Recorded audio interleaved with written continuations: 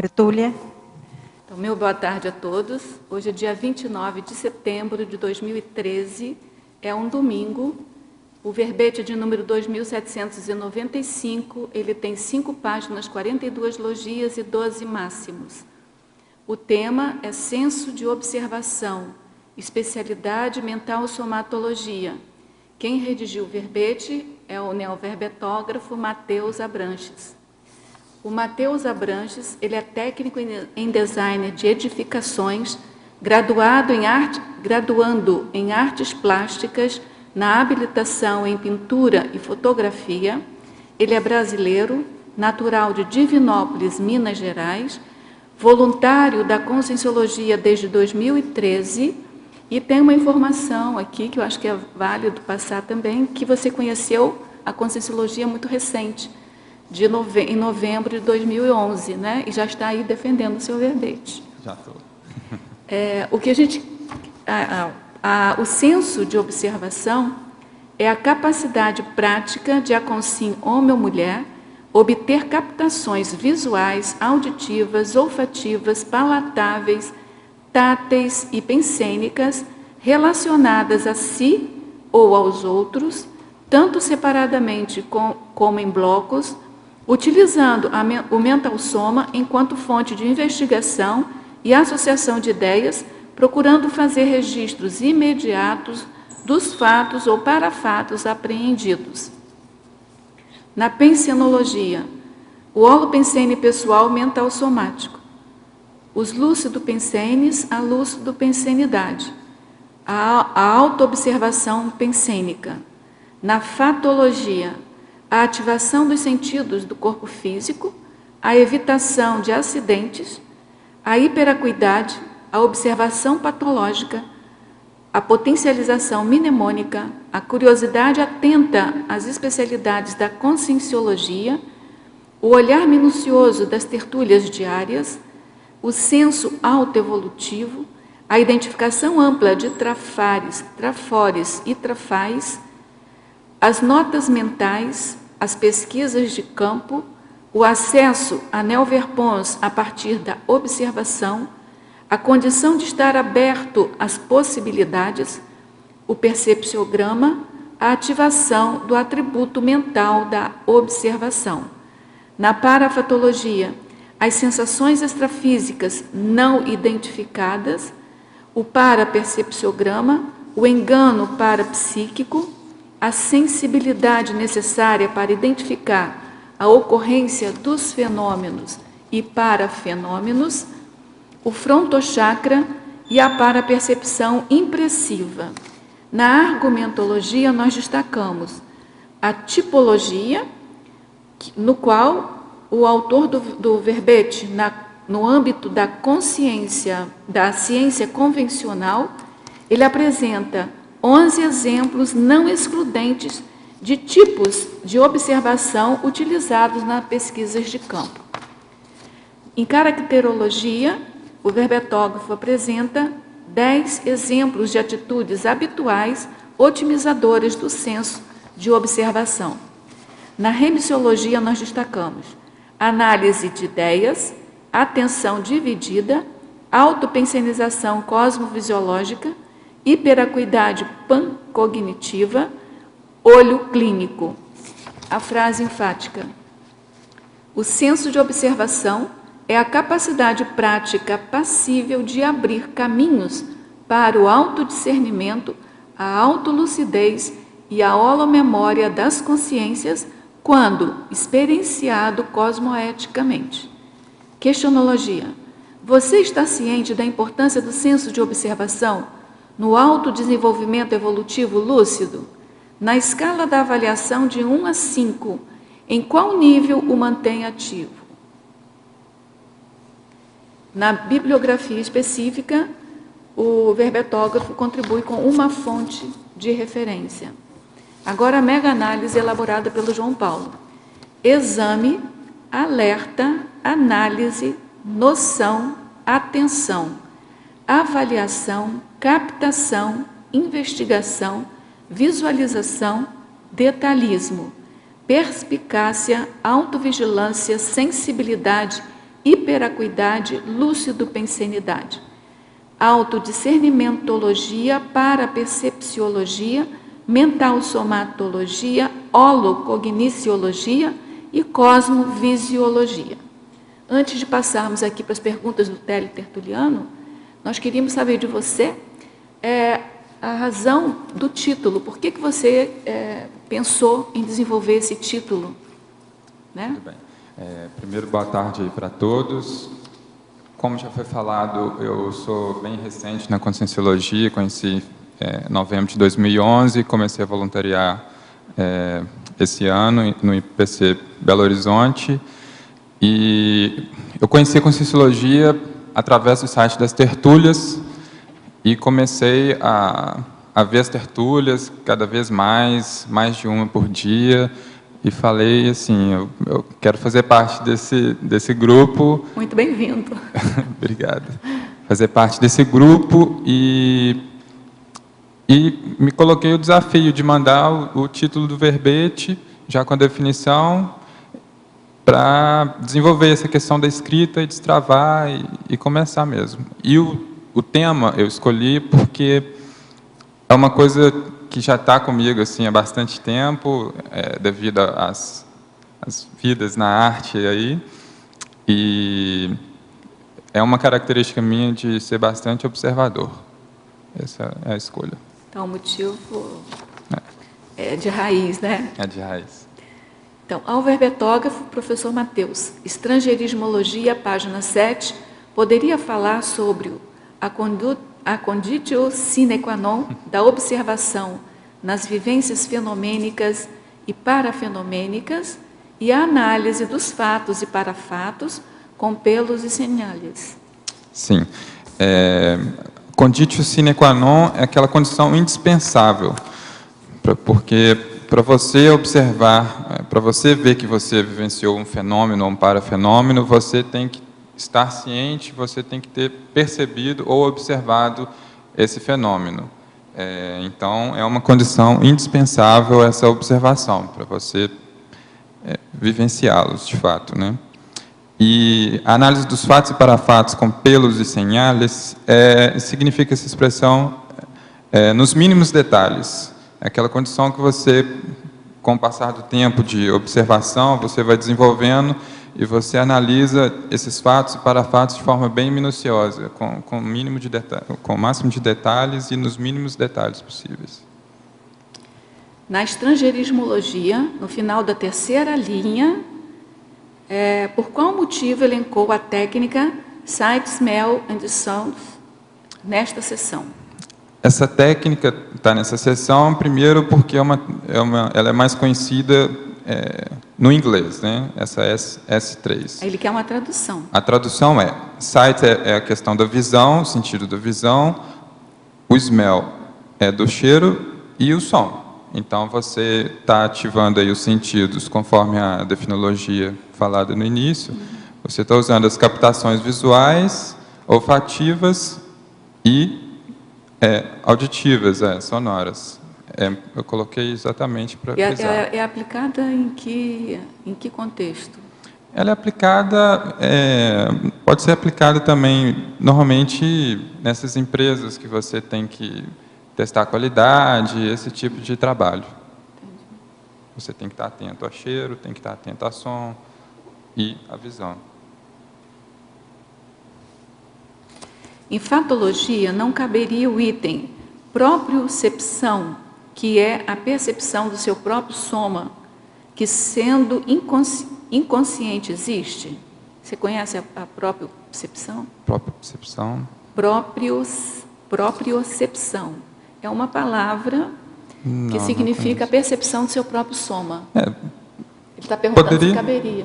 Talvez caberia, sim, porque se está relacionado às percepções, eu coloco até na fatologia, né? Ativação dos sentidos do corpo físico e juntamente as percepções sensoriais. Poderia ser mais ou menos isso que está sendo sugerido. A gente vai ver. Ainda na fatologia, quinta linha, de que modo podemos burilar nosso Sherlock Holmes quanto à evoluciologia? Essa A característica principal do Sherlock Holmes é aquela perspicácia de observar as coisas de maneira até excêntricas, né? Então, assim, ele tem um alto gabarito em questão de conteúdo, ele é sempre pesquisador, ele está atento a tudo, poliglota.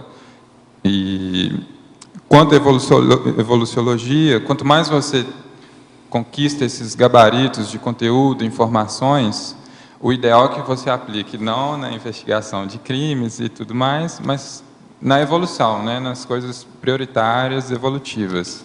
Então, esse burilamento, essa burilação, assim, você pode fazer pensando sempre na assistência, na evolução e usar o máximo de ferramentas possíveis. O que é importante, até como exemplo do Sherlock Holmes, é que ele, além de observar, ele faz análise de associação de ideias, né? Associação de ideias, então ele usa o impressionante. raciocínio, ele usa o discernimento, ele usa o que a gente já defendeu um verbete aqui, do raciocínio lógico-matemático, que é as comparações de semelhanças e diferenças. Exatamente. E tal, né? E esse item da fatologia, caso alguém aí não pergunte, mas tem total relação, é que a partir da criação do Sherlock Holmes, tem total relação com a ciência forense, que foi desenvolvida a partir dessa quantidade de conhecimentos técnicos, científicos na investigação de crimes. Foi a partir daí. Pode tentar. Boa tarde, professor Matheus. Boa tarde. Tem alguns pontos aqui que eu levantei do verbete, que se você pudesse explicar um pouquinho melhor, para mim ia ser legal. Um é, na fatologia, na segunda linha, Sim. por que você colocou a observação patológica? Observação patológica. Nesse item pode caber aí duas coisas. A primeira é a observação com aquela pessoa que tenha possivelmente a distorção cognitiva.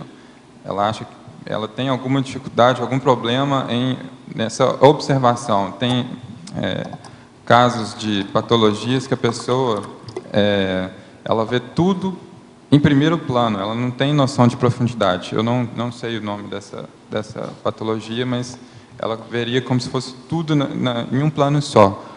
Então, isso é uma distorção cognitiva, é uma forma de observar de forma patologicamente. O que também está envolvido aí nessa observação patológica é aquele tipo de pessoa que observa de forma sempre patológica, observa mais as coisas patológicas. Trafara, sim. Ele é uma pessoa mais trafarista. As coisas mais negativas, aquela pessoa tendenciosa a sempre ver a coisa negativa, observar e estar sempre naquele meio. Certo. Junto tem na 1, 2, 3, 4, 5. Na sétima linha, a perda de oportunidades evolutivas. Isso é devido à ausência do senso de observação? Exatamente. Você pode dar um exemplo? Eu posso dar meu próprio exemplo, que eu cheguei na Conscienciologia usando essa observação. Comecei a vivenciar uns fenômenos e precisei pesquisar, e até que eu cheguei na tertúlia online.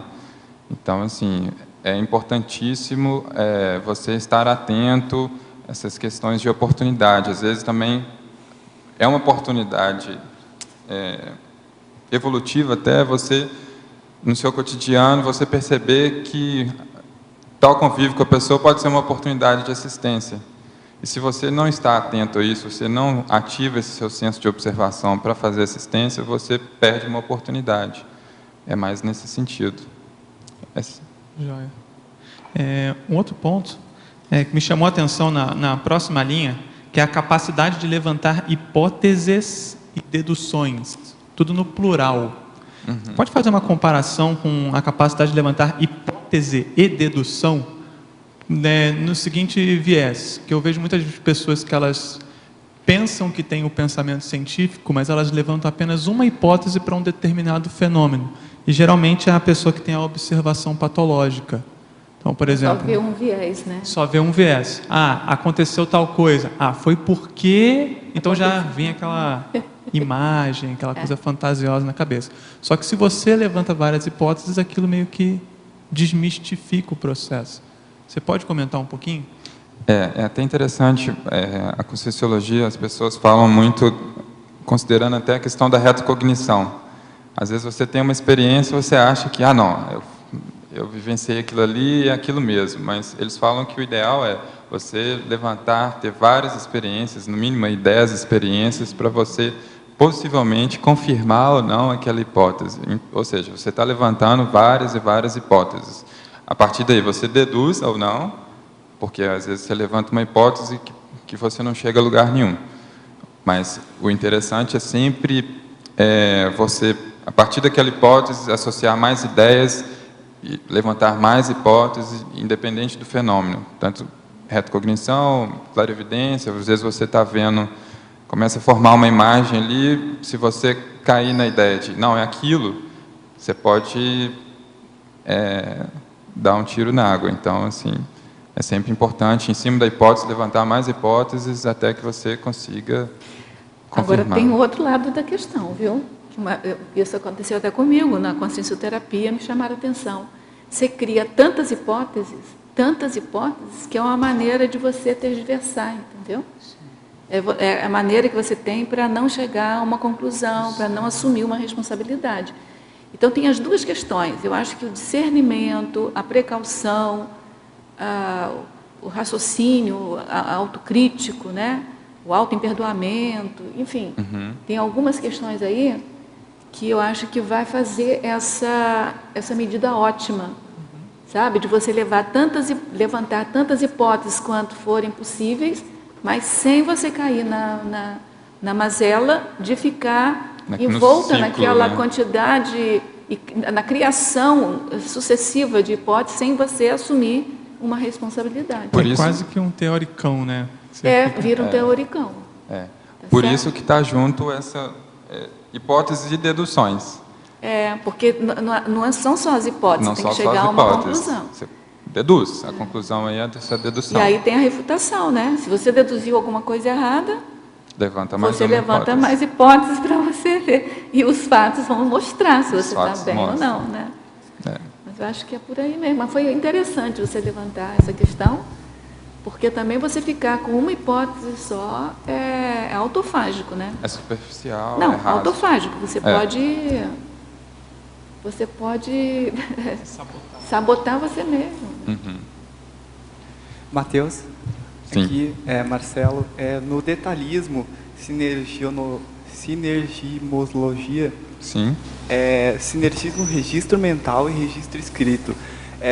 Eu não sei no que você trabalha, eu não sei muito bem como funciona e como você utilizou isso na sua vida.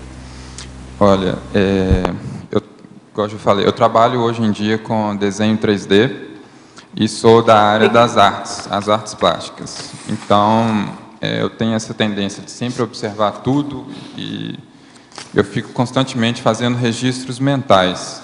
O sinergismo é a soma das partes para crescer e fortalecer, otimizar uma situação. Você pegar esse registro mental e você escrever esse registro, você está somando essa sua experiência. Então, não basta ficar só na mente, porque muitas vezes você pode ter o risco, dependendo da sua memória, esquecer, que é bem provável que aconteça. Você fica constantemente observando, constantemente fazendo esses registros mentais, e o ideal é que, para que você comece a potencializar essa sua observação, você sempre registre mentalmente e depois faça esse registro escrito. E eu utilizo isso mais no meu dia a dia com os fenômenos e parafenômenos. Nas artes eu não tenho feito esse registro mental e registro escrito, não, porque eu estou mais tomando conta da empresa e fazendo menos desenhos. Então eu faço isso mais nos fenômenos e parafenômenos. Você tem empresa de quê que você faz? De desenho 3D. Desenho. E tu faz isso em horários esporádicos ou você tem um horário específico para fazer esse tipo de anotação? A qualquer momento eu percebi alguma coisa, uma observação, nem sempre eu consigo fazer esse registro escrito, mas eu busco repetir aquele fenômeno ou parafenômeno ou uma situação que eu me interessei. Eu faço esse registro mental e quando eu chego em casa, eu tenho tempo, eu procuro sempre anotar. Na hora nem sempre dá para fazer isso. O ideal é que você consiga se organizar o suficiente para você anotar sempre, é o ideal. Obrigado, Matheus. Por nada. Quer fazer pergunta? Pode fazer assim. Na página 8, Sim. no detalhismo, tecnologia, você pode explicar qual a relação da última técnica, a técnica de planejamento do tempo ocioso e lazer, com o verbete? Essa técnica eu coloquei aí exatamente porque, primeiro, para você planejar alguma coisa, você tem que ter uma boa observação e saber detalhar as coisas. O planejamento ele é feito sempre de detalhes. E mais observação ainda, porque você tem que, para você planejar o seu tempo que você vai ficar ocioso e livre, você tem que ficar atento à sua evolução. É mais nesse sentido. Se você está atento ao seu senso de observação perante a evolução, você começa a se programar, a se planejar para ser produtivo também no seu tempo ocioso e no seu tempo livre. Não desperdice seu tempo na evolução. Você quer fazer pergunta? Então liga aí. Ao sinergismologia, a gente vê a associação do sinergismo entre uma coisa e outra. Sempre o sinergismo, por exemplo, registro mental, registro escrito. Observação, autopesquisa. Aí tem sinergismo intelectual, que não está associando uma ação à outra, sabe? Queria entender melhor isso. Esse sinergismo intelectual é que, quando você começa a manter o seu senso de observação ativo, a todo momento você está captando informações, você está recebendo conteúdo. Então, você aplicando essa questão do registro mental, registro escrito, a todo momento que você observa, você está potencializando a sua intelectualidade no sentido de captar cada vez mais informações e não ficar só na ideia. O ideal, de novo, fazer esse registro mental, registro escrito. O sinergismo intelectual é mais ou menos nesse sentido. É só do ponto de vista da formação do item, mas do ponto de vista de quem vai fazer o verbete, né? Esse item, como você falou, ele não tem dois elementos que, se juntos, vão potencializar uma terceira coisa. Só que aqui, o sinergismo intelectual passa a ideia de que, quanto mais você se dedica à intelectualidade, mais intelectual você vai ficando e mais potencializa a intelectualidade. Então, é um elemento só que, na acumulação, ele vai se autopotencializando. A ideia seria essa. Tem alguns itens do sinergismo que fazem isso. Tá? É raro, tem que ter cuidado, tem que ter bastante... É mais difícil de você construir um sinergismo assim, do que quando você pega 2, 3 propriedades e você, mais ou menos, você deduz ou infere, né? Eu acho que é mais inferência do que dedução. E se juntos, eles vão potencializar.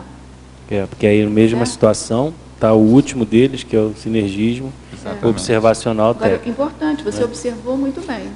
Então, bom Vamos senso de pensar em fazer o seu observação. próprio verbete agora. Já está no ponto de escrever o seu verbete. Já vou submeter o tema hoje. Então tá bom. Não é? Já está observando, porque a gente sempre fala no programa Verbetografia que quando o tertuliano, ou teletertuliano, ele sai da posição de ouvir e discutir o verbete do outro e começa a adentrar no confort da escrita, é porque ele já tem condição, ele já está lendo o verbete não como tertuliano ou como estudante, ele está vendo como verbetógrafo, como autor do texto, entendeu? Como escritor do texto. Tá feito o convite. Faz todo sentido, porque eu já estou pensando em escrever Aí e você já já estou tá lendo observando com outros isso. olhos, já Isso. comecei até a esboçar, e aí por isso que surgem essas Isso questões. é muito bom. Então, ao verbetógrafo, na Fatologia, página 7, terceira linha, a curiosidade atenta às especialidades da Conscienciologia. Solicito, por gentileza, dar dica para os iniciantes nessa neociência para ampliar o senso de observação. Esclareço que encontrei o assunto recentemente, o assunto é a Conscienciologia, e tenho buscado ouvir as tertúlias gravadas. Está reescrevendo a sua história, viu? Sou um curioso querendo aprender, ao mesmo tempo que pareço compreender e me familiarizo com os verbetes, também tenho muita dificuldade de entender os termos e a linguagem. Você pode ajudar ele, porque você fez a- esse percurso agora recente? A sugestão é, continue sempre pesquisando, respondendo ao item aqui, aí depois eu falo do seu caso específico. Esse item da curiosidade atenta às especialidades da Conscienciologia, eu coloquei porque a Conscienciologia produz muito conteúdo diariamente, se você olhar, a cada hora tem alguém já escrevendo verbete, a produção de conteúdo da Conscienciologia é muito grande. E se você é curioso, você tem que ter uma certa atenção para você conseguir captar todas essas publicações que a Conscienciologia promove, sempre pensando na sua prioridade. Senão você acaba... Não dá para pegar tudo que a Conscienciologia publica, então você sempre ir no prioritário. A minha sugestão é você sempre começar a registrar, de novo, o que é prioritário. Indico sempre continuar vendo as tertúlias, questionar, isso é importante, para você começar a pegar o seu caminho, você ver quais são as especialidades que você tem interesse, e registrando, continuar. Agora, eu complemento a sua sugestão, porque nós temos o site da Editares, no qual os livros do professor Valdo estão todos disponíveis gratuitamente. Sim, sim. Então, se ele entrar no site Editares, ele pode ver alguns livros assim mais básicos, se ele quiser, como Nossa Evolução, para ele entender bem, assim, bem de base, assim, é um livro bem básico. Tem outros livros mais complexos, né, que são os 700 Experimentos, que eu acho que já está lá, o Progissologia, enfim. E nesses livros, no final, tem um glossário que pode ajudar ele. É óbvio que a gente já está bem mais adiantado do que esses livros iniciais, mas para uma pessoa que está começando agora, eu acho que forma a base do conhecimento. Contribuindo com a minha experiência, que é bem parecida com a sua, eu fiz exatamente. Comecei a ver, tinha dia que eu via 4 tertúlias, assim, num dia só. Baixei os livros que estavam disponíveis. Qual o livro que te ajudou mais? Desses que eu baixei foram o Manual da Proexis, a linha de manuais, Manual da Proexis, Manual da Dupla Evolutiva e Manual da TENEPS. Da TENEPS, pois é. Esses livros têm no final também um glossário que pode ajudar. Sim. Assim, o glossário básico, né? Básico. E depois manda pergunta para a gente, né? Para a gente poder continua mandando, esclarecendo aos poucos, né? Muito bem. Ao verbetógrafo, na Fatologia, página 7, 8ª linha. Favor falar a respeito da assimilação de detalhes minuciosos do cotidiano. Como selecionar os detalhes importantes para se observar sem perder a noção do todo? Novamente, a questão da prioridade, né? Nosso cotidiano, a gente estuda, trabalha, está sempre interagindo com a sociedade que a gente vive, e você, a todo momento que você está convivendo, você está assimilando. Então, o interessante é você prestar atenção nesses detalhes do que você assimila nesse cotidiano. Seja um passeio de ônibus para ir até o trabalho, você está ali com várias pessoas, às vezes tem alguma minúcia que você se interesse, se você se pegar de forma dispersiva, você está ao vento, o ideal é você sempre falar, não, agora eu vou observar alguma coisa. Isso é um exercício também. Não estou fazendo nada, eu posso começar a observar a pessoa que está à frente e começar a criar hipóteses em cima disso aí e começar a ver o que você sente e ficar sempre assimilando esses detalhes, que o cotidiano é muito rico de minúcias, sempre. É muito, muito grande. A gente não tem olho e não enxerga, né? Queria voltar um pouquinho, fazer um comentário, que quando eu li esse item seu aqui, das especialidades da Conscienciologia, me chamou muita atenção, porque certa vez o professor Valdo comentou comigo que uma das coisas que ele mais preza nos textos que ele lê, assim, nosso, né, são os cotejos do tema da gente com as especialidades. E quando eu vi esse item seu, me lembrou dessa questão. Eu acho que você, de alguma maneira, capturou a importância desse cotejo, dos temas que a gente está desenvolvendo com as especialidades. Então, se você tem um tema, por exemplo, microfone, O que tem a ver microfone com a assistenciologia? O que tem microfone a ver com a evoluciologia? O que tem microfone a ver com somatologia? Enfim, você vai cotejando, porque aí você amplia aquele conhecimento. E aí eu queria falar que eu fiquei assim, achando que você percebeu alguma coisa além do que você colocou ali. Que ótimo. Professor Matheus, solicito explicar o último item da parafatologia na página 8, a parapercepção impressiva. A parapercepção impressiva, não sei se já tem um verbete escrito sobre isso, mas é um tema que... A parapercepção impressiva é aquela que você percebe através das energias de forma bem impressiva. Você não consegue perceber os detalhes, as informações, as coisas diretas. Você recebe um bloco de informações que contém nessa energia que você percebeu. Então, está relacionado com a observação e você tem só aquela impressão e você consegue codificar, pelo menos, a mensagem básica dessa percepção. Tem um verbete, sim, para percepção impressiva. É a identificação objetiva da presença de determinada consciência junto, contígua, no holopensene intrafísico, no estado da vigília física ordinária por parte da consciência lúcida, com autoperceptibilidade de maneira confiável e indubitável. É o que você falou.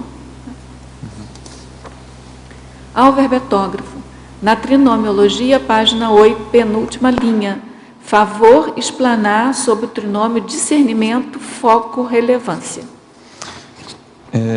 A questão de observar sempre o prioritário na evolução pessoal.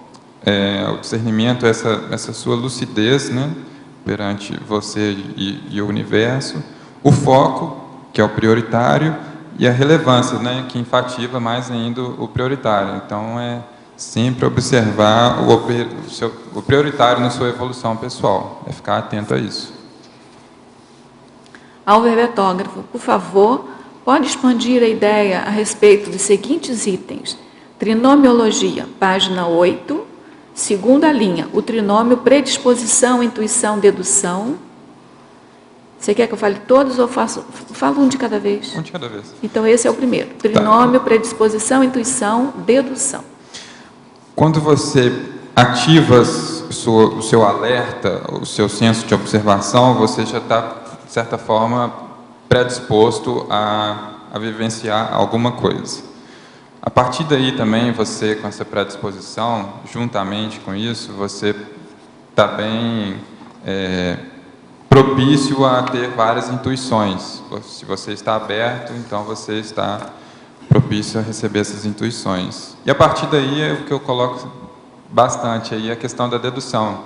Porque senão você recebe alguma coisa, você percebeu, intuiu, mas o que você faz com aquilo?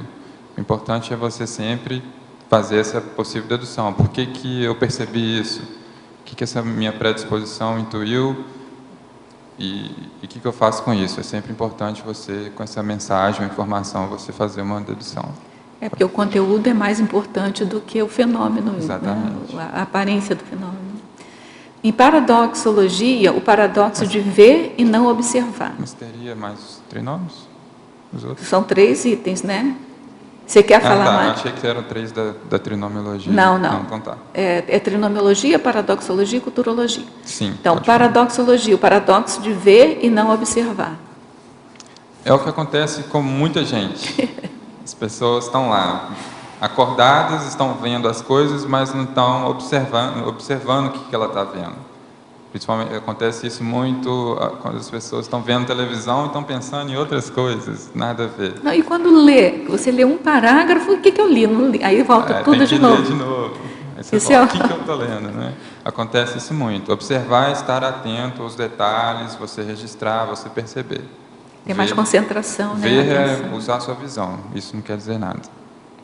Em culturologia, a cultura da observação ativa. É a cultura de você estar sempre observando tudo o tempo todo. Mantê-la sempre ativa e o ideal no prioritário da sua evolução. É manter sempre ativo, não ficar disperso.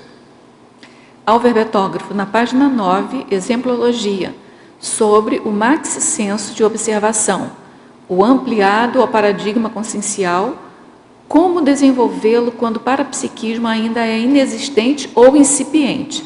As dicas são bem-vindas. Ela quer dicas. A dica para você ir para o max senso é prestar também primeira atenção no mini senso, é importante. Você ver como que está a sua observação dos seus sentidos físicos, se você tem dificuldade com isso ou não, você conseguir começar a explorar esse mini senso de observação. Com o paradigma consciencial, você vai começar a ficar atento a esses pequenos detalhes, por mais que você ainda não tenha experiência, qualquer pequena experiência, o ideal é você registrar e começar a escrever, que o processo começa a ampliar e você começa a atingir esse max senso e vivenciar mais fenômenos. Indo por esse ponto da observação, de você levar isso para a multidimensionalidade, você conseguiu perceber, talvez seja uma característica sua, mas com o aumento do detalhismo da observação, da escrita, de prestar atenção no detalhe, da ponta da vírgula, quando você faz isso, você consegue ter um aumento de lucidez no extrafísico também? O meu funcionamento no extrafísico, o que mais destaca, eu não tenho muita experiência, né? Mas o que mais destaca é a questão, eu registro mentalmente a experiência e amplia a minha memória. Então, assim, a lucidez seria eu ter total noção do que eu estou fazendo e ter controle sobre a minha manifestação. Mas em questão de detalhe, eu registro mentalmente toda a experiência. Às vezes dá 3, 4, 5 páginas, dependendo da experiência, e várias diferentes, eu consigo registrar e com detalhes de frases, diálogos, cenário, eu presto muita atenção em tudo. Onde que é o cenário, a luz, a intensidade da luz, isso é sol, isso não é sol, o que poderia ser isso? Aí fico associando, criando essa hipótese e vou ampliando o que eu vivenciei. É mais a minha experiência pessoal, é mais nesse sentido. Como ele falou, você tem que ter o desenvolvimento da observação aqui no intrafísico para você levar para o extrafísico, né? Vou fazer uma pergunta. Mateus, esse hábito, esse registro, você faz registro escrito, isso é uma coisa mais recente ou desde pequeno você costuma observar e registrar? Não. Desde pequeno eu costumei sempre observar tudo. E o registro escrito eu senti que é uma obrigação, principalmente conhecendo a Conscienciologia, é extremamente necessário você anotar, registrar tudo, porque nossa memória, por mais boa que seja, ela tende a falhar sempre. Então, você registrar é importantíssimo. Na minha infância, na minha adolescência, eu não tinha hábito de diário, de escrever diariamente, mas eu tinha sempre o hábito de registrar, aproveitar que eu tenho uma boa memória e ficar, mas isso é um erro. Eu acho que tem que sempre registrar mentalmente e registrar de forma escrita. Hoje em dia, eu tenho feito bastante isso. Ok. Eu fiquei com mais uma questão. Você falou da associação que ele faz com as especialidades. Isso está aqui em algum local? Não, ele tem um item na fatologia. Terceira linha. Na terceira linha. Atento às especialidades da Conscienciologia. Ele não chega nessa associação. É que quando eu li isso aqui, eu achei que ele captou de alguma maneira essa importância que o professor Aldo sempre fala que tem, que é de você associar o que você está escrevendo com as especialidades. Entendeu? Ok. Agora, só para... Acho que está dentro desse assunto que a gente está discutindo. Em Principiologia, página 8, primeira linha, poderia ampliar o princípio da autovigilância ininterrupta? Principiologia, princípio da autovigilância. Isso casa com a cultura da observação ativa. Você estar sempre autovigilante, observando você mesmo, observando o seu ao redor e de forma ininterrupta. É o ideal, não é uma coisa fácil, mas é importante você ter isso como princípio. Você está sempre atento, você está autovigilante de forma ininterrupta, observando sempre. Mateus, na fatologia, na terceira linha, na página 7, você fala na potencialização mnemônica. E eu vi que você fala em memória, Sim. em várias partes do verbete, tem lá na frase enfática pela memória. Da sua pesquisa, qual é a relação direta que você faz entre senso de observação e memória? Ou seja, melhorar o senso de observação, melhora a memória, ao contrário, caminha junto? Fala um pouco sobre essa relação que eu acho muito importante. Eu acho que tem muito essa questão mesmo de você observar e você começar a potencializar a sua memória, porque você começa a registrar sempre, mesmo que a princípio seja mentalmente. O fato de você registrar, você está colocando lá na sua casinha do intelecto lá um gancho, um link. E isso, fazendo com mais frequência, você começa a associar essa ideia. Você colocou aquele link lá, a partir do momento que você viu alguma coisa, você já capta, porque você faz diretamente o link com aquilo que você já captou. Então, você começa a ampliar seu registro. Eu tenho muita relação com a imagem. Então, a minha memória imagética também está no verbete, minha memória imagética, minha memória fisionômica, eu considero que é bem acima da média. Tem pessoas que 15 anos depois, pessoa totalmente diferente, eu capto e vejo tudo direitinho. Então, a questão de registrar mentalmente, registrar de forma escrita, potencializa sempre, atomiza. Muito bem. Eu queria também te fazer mais uma questão, que é lá na página 9, na tipologia, você fala em exemplos, né, de tipos de observação utilizados nas pesquisas de campo. Né? Acho muito interessante. E eu queria que você falasse dos itens 3 e 4, por favor, pudesse expandir para a gente. Tá. Primeiro que eu, escrevendo verbete, eu tinha que fazer a pesquisa e ampliar, né? Essas pesquisas de campo da ciência convencional, a minha experiência é muito pouca, porque o meu curso não exige tanto, que é o curso de artes plásticas. As outras áreas, as grandes outras áreas, é bem frequente a questão da metodologia científica. Mas os itens 3 e 4, essa é muito usada até nas ciências sociais, essa direta extensiva, que é a observação instrumentalizada por meio de questionários, formulários de medida de opiniões e atitudes, além de técnicas mercadológicas. Então, assim, ela é extensiva pelo aparato de informações já pré-determinados que você vai para fazer a sua pesquisa.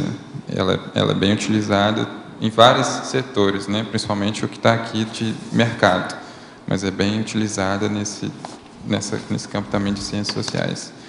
A intensiva é focalizada na obtenção de determinados aspectos da realidade, não consistindo em apenas ver e ouvir, mas também examinar os fatos e fenômenos. É quando você direciona para uma coisa só e pesquisa só aquilo e enriquece aquele item. É intensiva nesse sentido. Aprofunda, né? Aprofunda. Deixa eu te dar, então, uma sugestão. Tem um verbete chamado autopesquisa retrocognitiva de campo. Eu já vi. Que pega todas essas técnicas, né, e usa muito senso de observação para a gente poder, quando vai a campo, conhecer locais, países, culturas, né, ambientes, e talvez a gente possa ter tido alguma ressoma pregressa. Então, quando eu vi você falando aqui, achei bem legal. Eu vejo pouco falar em pesquisa de campo ainda na enciclopédia. Então, acho que tem aí um filão para você até poder desenvolver mais. Eu queria te dizer também que o seu verbete chama atenção, ele é neo-vebetógrafo, né? E você, desculpa, eu não cheguei no começo, quanto tempo de Conscienciologia? Eu conheci a Conscienciologia em novembro de 2011, sou voluntário esse ano, comecei voluntariado em Belo Horizonte esse ano, mas a recuperação de cons, o volume de informações que eu fui captando foi muito grande em pouco tempo. No meu senso de observação atual, né, que é ainda restrito, eu percebo assim, pela retilinearidade do verbete, das suas ideias, realmente você... Né, agora, é da turma, né, Rosa? Interessante foi a forma como ele recuperou os cons, que acho que você, melhor do que eu, pode contar, eu só vou recontar o que ele já contou, né? Que ele conheceu a tertúlia procurando resolver um problema de vida, de projeção que você teve, né? De uma experiência. Sim. E aí, quando ele conheceu, ele começou a assistir mais de 1, 2 tertúlias por dia. Ele falou 4 até por dia. Muito interessante. A gente já vi que ele já tem, né? Ele já tem algum. Já um tesão aqui, né? E a prova de imagística, ele estava aqui comentando. Ele vai na prova de imagística. Você vai se mandar de braçada. Eu queria fazer. Legal. Era bom Parabéns, fazer. Matheus. Obrigado. Professor Matheus, Tecnologia, página 8, terceira linha, relate-nos sua técnica de registrar diariamente. Acho que não está no verbete, né? Ou está? A técnica do registro... Não, tá Tá no sim, verbete. tá sim, a terceira linha. É que você acabou de falar que você registra diariamente, então ele quer que você fale da sua técnica. Igual eu comentei anteriormente, quando eu não consigo registrar no momento, eu uso da minha memória, faço o registro mental, às vezes eu consigo repetir várias vezes aquele fenômeno com palavras-chave. Vamos supor, eu tive uma clarividência e vi alguma coisa, seja um rosto ou um pedaço do rosto, eu memorizo aquele rosto, repito e gravo com palavras-chave alguma sensação. Tipo, vamos supor, um rosto, olho verde de uma mulher que aparenta 40 anos. Esse olho verde de 40 anos eu memorizo e aí no final do dia eu consigo registrar. Se eu consigo registrar no exato momento, aí não tem muito gap da memória, mas o ideal é você registrar na hora. Se não conseguir, registra mentalmente, repete e quando você firmar aquele fenômeno, memorizou, ao tiver a oportunidade de registrar, você faça o registro. Professor Matheus, parabéns. Você que é voluntário há tão pouco tempo já defendendo seu verbete. Ela é de Belo Horizonte. Explica melhor na Fatologia, página 7, sexta linha, o que é as notas mentais. O que são? As notas mentais são esses registros mentais, né? O que você notou mentalmente sobre o que você observou. É praticamente esse nome desses registros mentais. É sempre importante, você associou ideia, você está anotando alguma ideia mentalmente, então são essas notas mentais, esses registros mentais. O fato de trabalhar com desenho em 3D, a sua observação se dá mais pela percepção visual, ou seja, a percepção primeira ou mais aguda é visual? O predomínio das minhas observações são visuais, né? Mas isso não quer dizer que eu não tenho uma boa memória e uma boa observação de sons e outras coisas.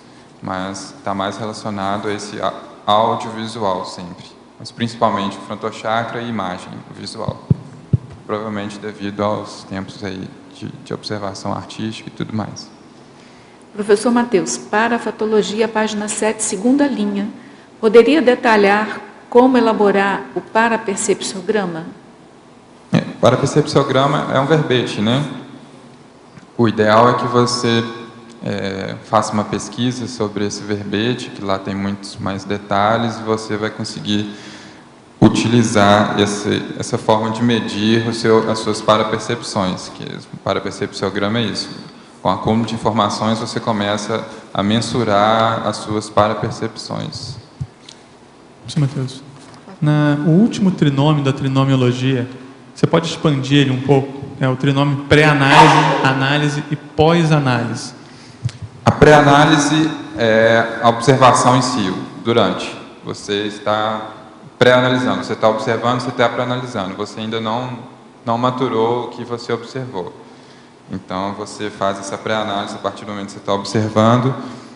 Você faz essa análise do que você acabou de observar. Às vezes acontece tudo simultâneo. É isso que eu ia te falar, é indissociável. É indissociável. Você faz isso, está observando, você está analisando, você está associando ideia, e você faz essa pós-análise, que poderia ser sinônimo também de dedução. Então, essas coisas casam todas juntas e funcionam de forma indissociável.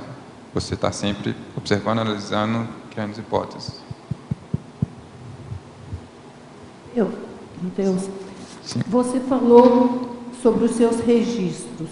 Considerando a tua formação, faz parte desses registros desenhos? Sim, faz parte, bastante. Explora mais isso para a gente, porque eu acho tão importante. Eu vejo o professor Valdo, muitas vezes ele vai falar de uma consciência, ele pega o papel e desenha ela para a gente. A minha experiência com desenho já vem de longa data. Eu sempre tive muita facilidade de desenhar, principalmente fisionomia humana. Então, a clarividência está sempre relacionada mais à questão de consciência, de visualizar a consciência. Então, a partir do momento, às vezes eu não escrevo nada, eu desenho o rosto da consciência que eu vi, como registro. Aí depois eu faço a pós-análise e começo a elaborar. Mas a maioria das minhas experiências de clarividência tem registro de desenho. Interessante, né? Mas sem preocupações artísticas, registrar. Ele está fazendo uma reciclagem, né? Eu fico pensando nisso. Eu penso, será que não faria parte da linguagem de todo mundo saber desenhar, apesar de ser, né? Mas o professor Valdo já falou isso, que a gente fazia essencial, assim, porque quando você começa a observar, principalmente o desenho de observação, você vai observar com muito mais detalhes cada detalhe do rosto da pessoa. Igual ele fala, que ele vê, ela tem um lado torto aqui, outro lado aqui, é diferente. Então, é muito fácil de você reconhecer ao longo da prática de desenho e do que você for desenhar, seja figura humana, paisagem, o que for. Você começa a praticar, começa a ganhar gabarito. Matheus. Sim. Aqui do B. Você já comentou que o seu senso de observação é mais na parte visual e auditiva, né? Uhum. Só que vendo a sua definição aqui, você fala também da condição olfativa e palatável também. Eu queria ver como é que você consegue fazer o registro dessa observação olfativa e palatável. Isso é interessante. Um dos primeiros fenômenos que eu comecei a vivenciar, que mais impactou, foi o da olorização. Daquele cheiro de rosas, assim, que vai... E se tem energia consciencial, tem um bloco de informações. Aquela olorização, ou seja, esse fenômeno olfativo, tem uma informação, você percebe, foi manifestado, você presenciou aquele cheiro e tem uma informação embutida aí, você anota e registra. Ultimamente eu não tenho tido esse fenômeno, não. Palatáveis é mais no sentido físico mesmo, de fenômenos. É importante você perceber o sabor das coisas. Isso também pode gerar retrocognição, experimentar uma culinária estrangeira. E, então, é bem importante você estar atento a cada sensação, às suas percepções sensoriais, seja ela imagética, olfativa, palatável. Estar sempre atento. Quem mantém o senso de observação sempre ativo, qualquer coisinha você está sempre observando. Sentir um gosto diferente, você começa a reconhecer e ganhar gabarito nessas observações. Tem a questão até das ideias, né? Às vezes uma ideia... Só para complementar, eu queria perguntar para ele, assim, se na questão do olfativo, se ele consegue depois, assim, recapturar aquele olor, né? Aquele odor, no caso. Num outro momento, você consegue recapturar aquela informação. Você percebe mais adiante um outro cheiro igual, né? Você consegue lembrar daquele primeiro e fazer uma comparativa? Consigo, principalmente se for bem parecido ou praticamente o mesmo cheiro, fica mais fácil. Mas, igual eu falei, na minha experiência mais de imagem, para mim, o branco mesmo tem N gamas de diferença. Então, quanto mais você registrar no seu banco de dados intelectual... E você não mora no Polo Norte. E eu não moro no Polo Norte. Então, quanto maior o seu banco de dados, mais você consegue distinguir. Às vezes, a questão da olorização, eu fui querer pesquisar a questão de qual perfume específico era aquele, mas não se repetiu, então não dei prosseguimento. Mas dá para distinguir, sim. Tá bom, obrigada. Por nada. Oi. Matheus, aqui dentro não sei se tem, não li tudo ainda, mas eu queria saber se você faz uma interjunção da Consim, que é mais introspectiva, se ela observa melhor ou se isso independe? Se uma Consim que ela é mais caladona, se isso ajuda na observação ou isso não necessariamente está associado? Não necessariamente, mas a pessoa que é mais introspectiva pode ser que ela tenha melhores solilóquios, mais conversas consigo mesmo, consegue se observar suas próprias questões. Mas eu acho que não tem muito a ver, não. Isso depende de cada um. Eu também penso que, porque, por exemplo, você pode estar muito introspectivo, mas egocêntrico também. Então, você não vai olhar nada em volta. Por outro lado, se você é introspectivo, mas atento fora, então é um tipo de introspectivo que não é aquele introspectivo fechado, né? Eu acho que uma coisa não que é o tem, normo, né? O normo tem relação, perspectivo. E pode ser que o extrovertido também seja um excelente observador de tudo. Agora, assim, eu gostei da sua pergunta, porque a primeira sensação que a gente tem é que o extrovertido perde muito tempo com a extroversão. Com a extroversão e observa menos, né? Talvez o introvertido sadio ele possa perceber mais, porque a observação depende da atenção e da concentração, né? Então aí entra um item que está aqui, que é a atenção dividida. No momento lá que você está fazendo a sua extroversão, está se saindo, você pode estar muito bem fazendo tudo aquilo e estar prestando atenção ao redor. Mas depende de cada um, de que cada caso é um caso. Matheus, nessa linha também, a gente nota que você é bastante tranquilo, né? Bem centrado. Você não tem momentos que você fica estressado, tem muitos compromissos, muito preocupado ou fica emocionalmente assim, abalado, fica um pouco assim alterado e aí esse senso diminui bastante. Como é que você se percebe assim? Eu sempre fui muito tranquilo. Assim, não tem muita coisa aqui que eu fico preocupado, não. Às vezes tenho, mas às vezes não. A grande maioria eu sou sempre tranquilo. E isso também está relacionado a um item que está aqui acho que na fatologia, que é a acalmia mental, que também é um verbete.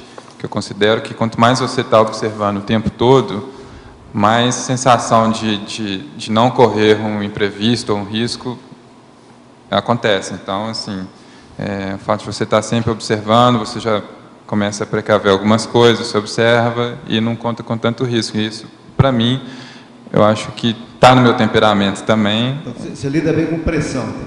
Sim. Não fico... Tanto é que acabei de ser voluntária, conheci Conscienciologia agora e vamos escrever verbete. Isso é ótimo.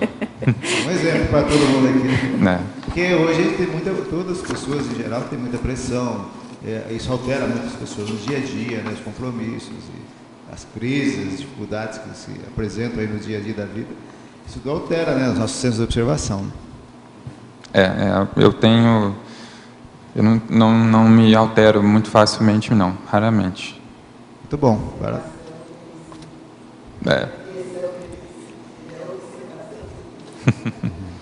Parabéns. Obrigado. Em tecnologia, página 8, segunda linha, poderia expandir mais sobre a técnica das 50 vezes mais aplicada na observação de fenômenos e parafenômenos?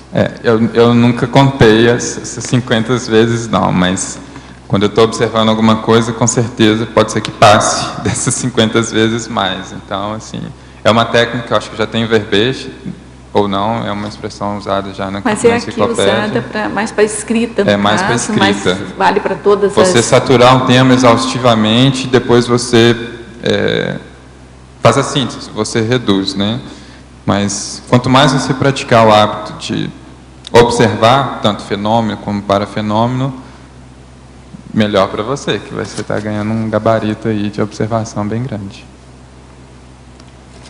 Em efeitologia, página 8, segunda linha, poderia comentar sobre o efeito da exercitação neuronial constante provocando solturas paracerebrais?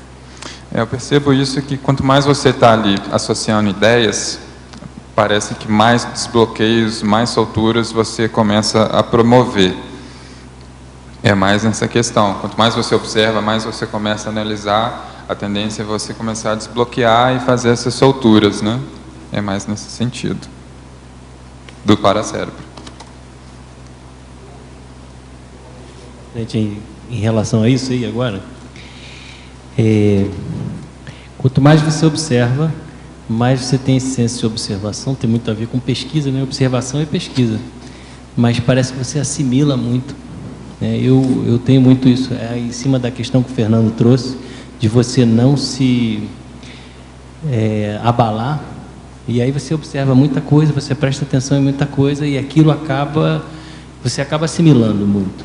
Eu sou um pouco assim. Um pouco não, bastante. Parece que você não, já consegue controlar um pouco mais. Então,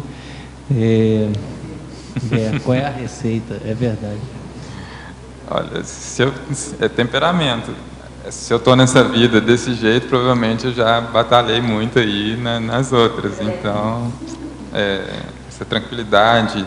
Muitas vezes eu observo que, eu acho que eu não coloquei no verbete, sobre sobreparamento, eu sempre estou analisando, por mais que a situação seja conflituosa, eu consigo observar bastante coisa, assimilo, percebo as energias, o contexto todo, e minha tendência é vamos observar para tentar ajudar e ver o máximo de informações possíveis. Mas é praticar.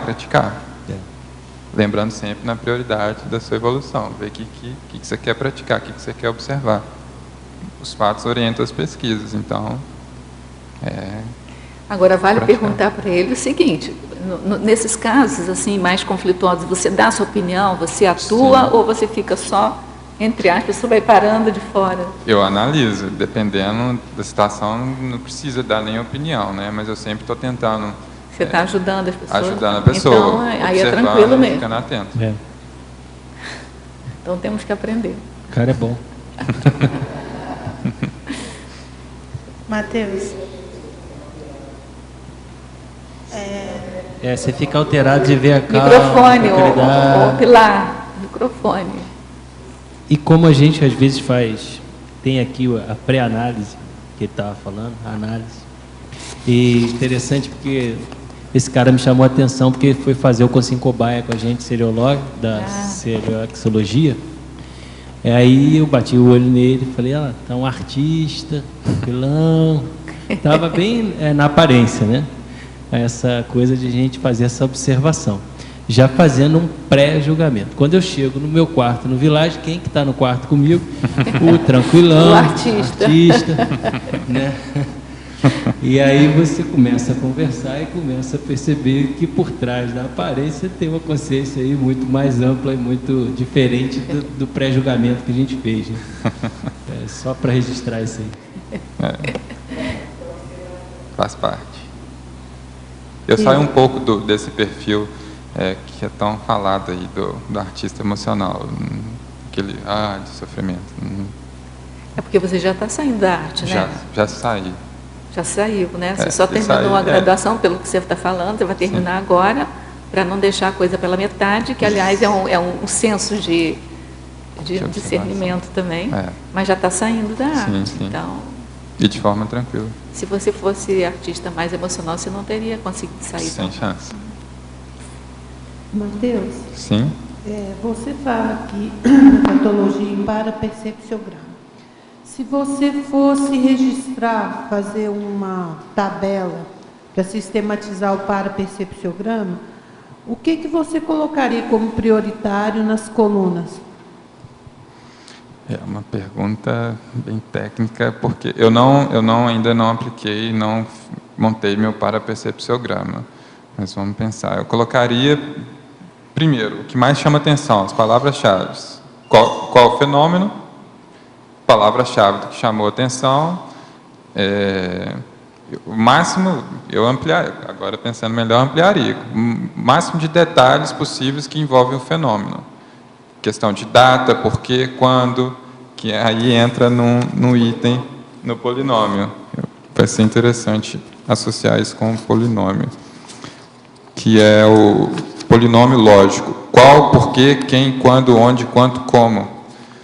Então, se você jogar essas perguntas nas suas parapercepções, você já vai começar a enriquecer essas medidas, né?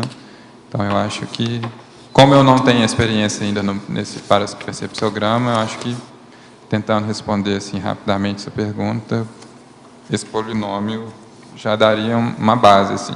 Mas quanto mais detalhes, melhor. Considerando que é senso de observação, né, eu penso que esse como a gente poderia detalhar mais. Como é que você sugeriria o detalhamento do como? Como que ocorreu essa parapercepção? Como que surgiu? Você estava como? Na hora do momento. E como que foi a abordagem? Como que foi o fenômeno? É explorar mais esse como. Você pode criar várias perguntas em como. Como aconteceu, como você estava, como foi o seu dia anterior, como que estava... Mas na proxêmica e na cronêmica, né? O tempo, exatamente. E o que veio antes, o que veio depois e o que está próximo. A partir de um item, de uma dessas perguntas, você pode ser exaustivo e ampliar bastante esses dados. Sim. Eu queria que você, se puder, falar sobre a observação feita em grupo.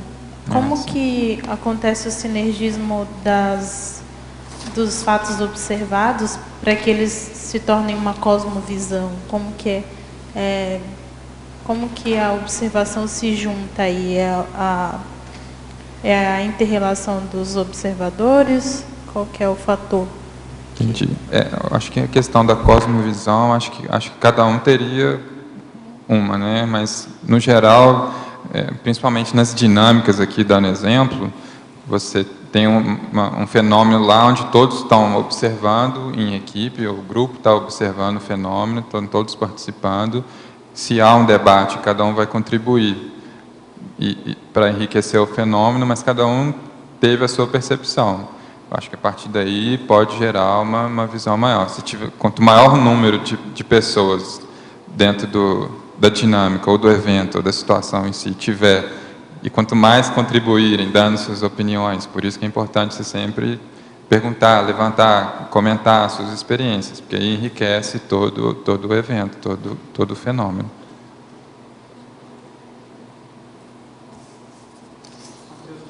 Para tipologia, duas me chamaram a atenção pela semelhança, que é a sistemática e a cotidiana. A diferença da sistemática para a cotidiana é que já haveria um sistema de registro para a cotidiana? Eu acho que a cotidiana ela é mais para a pessoa comum no cotidiano. Amadora, né? Amadora. E para a sistemática? A sistemática é quando você precisa. Há uma demanda de fazer uma pesquisa e, por algum motivo, você sabe que o que você vai pesquisar é uma coisa de imprevistos, não tem como você chegar com um questionário. Vamos supor, você vai analisar, vamos colocar a questão da arte aí, um espetáculo, ou o que for. Tem imprevisto, a não ser que você tenha um roteiro prévio, né? Mas não dá para você chegar com um formulário, com um questionário e já ter um planejamento abordado. Então, é mais nesse sentido, para situações imprevistas. E um outro ponto é na paradoxologia. Você pode expandir o paradoxo da omni-exposição do anonimato do serenão? Sim. E a relação disso com o verbete?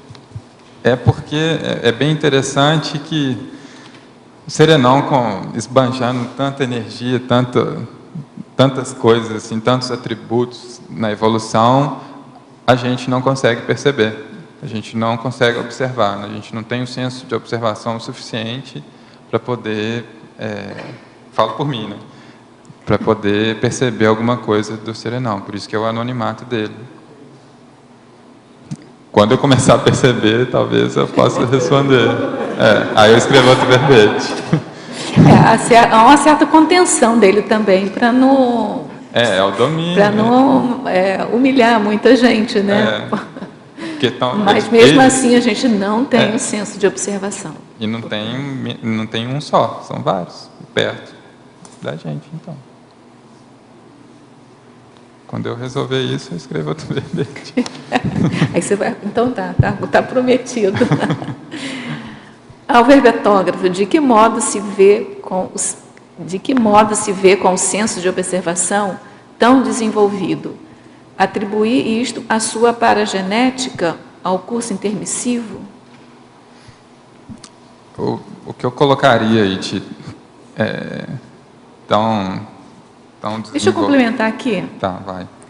Falo isso, pois sou sua colega no voluntariado do IPC de BH, é a Maria Inês Góes.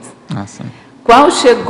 Mal chegou e pouco tempo já foi sugerindo mudanças aceitas por todos nós e deixou nossa unidade mais leve, sem barulhos energéticos.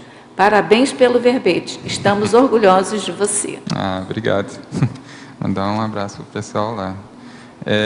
Igual a gente comentou anteriormente, estou pesquisando a minha série X, então essa calmia, essa questão da observação um pouco mais desenvolvida é por causa disso.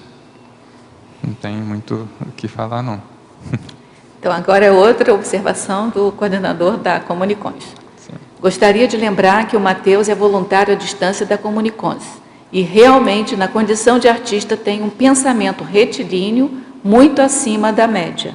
Não faz pergunta nenhuma, só esclarece aí para o pessoal. Muito obrigado. Alverbetógrafo, Elencologia, página 9, primeira linha.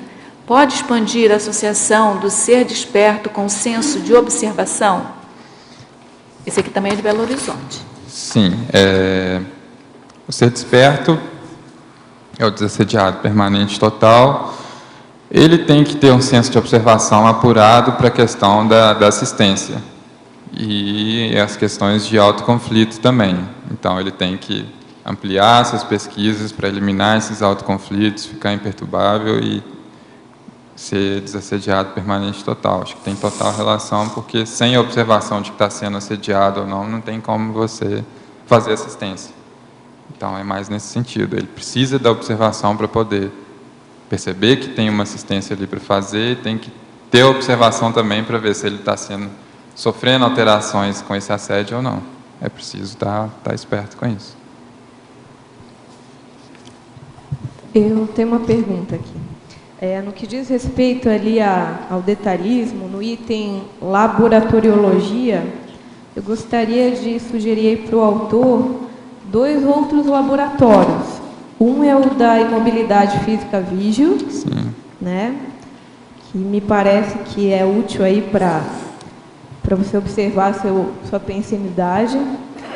E também o laboratório do holociclo, que me parece que também é um grande laboratório e também mental somático, né? E parabéns pelo verbete. Obrigado. Tem que ver com o pessoal aí da revisão. Acho que pode ser que caiba. Depois a gente passa no papel. Uma pergunta? Matheus. Sim. Aqui em binomiologia, na penúltima linha, você colocou binômio puzzle quiz. Você pode expandir? Esse puzzle quiz são aqueles quebra-cabeças e o quiz, né? Que são dicas, perguntas, charadas, essas coisas. Depende da sua observação. Você não monta um quebra-cabeça se você não tiver um senso de observação. É mais para pensar nisso mesmo, como uma forma de treinar a sua observação. Compra um puzzle aí, um quebra-cabeça de bastante peças, mais de 1000 peças. 5.000. E vê em quanto tempo você passa. Se você mapeia, memoriza a imagem e vai identificando cada parte e vai fazendo de forma rápida. É um bom treino. Aqui na interaciologia, na primeira linha, no finalzinho, você coloca a interação com faculdades mentais para percepções multidimensionais. Qual a relação que você faz com o seu tema? Eu não consegui entender por causa da chuva.